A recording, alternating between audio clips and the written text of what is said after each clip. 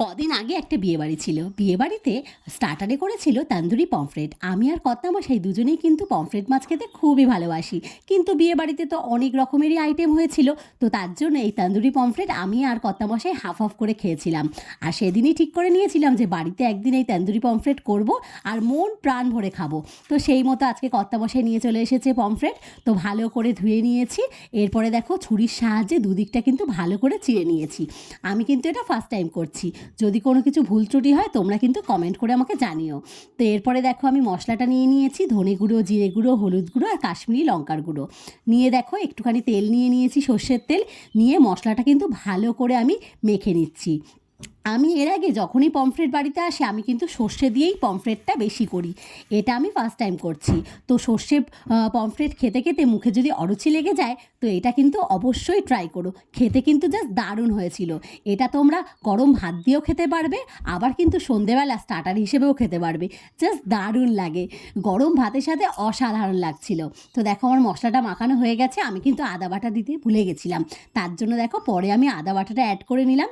নিয়ে দেখো মশলাটা আমার একদম রেডি হয়ে গেছে। এরপরে ধুয়ে রাখা মাছগুলোর সাথে আমি ভালো করে কিন্তু মশলাটা মাখিয়ে নিচ্ছি।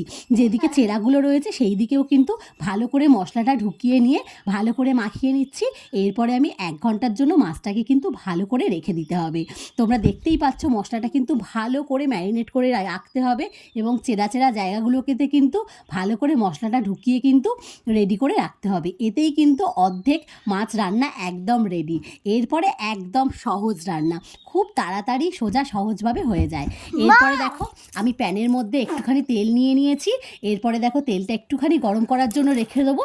তারপরে দেখো মাছগুলো আমি একে একে ভেজে নিচ্ছি। আর এই মাছটা কিন্তু একটুখানি পুড়িয়ে পুড়িয়ে ভাজলে কিন্তু জাস্ট দারুণ লাগে। তার জন্য কিন্তু একদম তেলটা অল্পই দিতে হবে। প্রথমে কিন্তু তেলটা গরম হয়ে গেলে লো ফ্লেম করে দিতে হবে।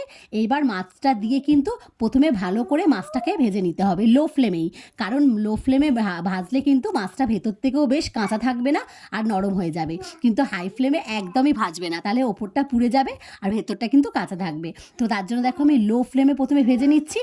তারপরে ভাজা হয়ে গেলে তারপরে আমি হাই ফ্লেমে করে একটুখানি পুড়িয়ে পুড়িয়ে নেবে। তো তাহলেই কিন্তু একদম রেডি হয়ে যাবে। খুব তাড়াতাড়ি কিন্তু সোজা সহজভাবে কিন্তু রেসিপিটা একদমই হয়ে যাবে।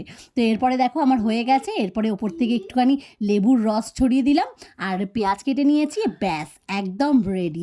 এরপরে গরম ভাতের সাথে জাস্ট অসাধারণ লেগেছিল। তোমরা কিন্তু সন্ধেবেলাও খেতে পারো এটা।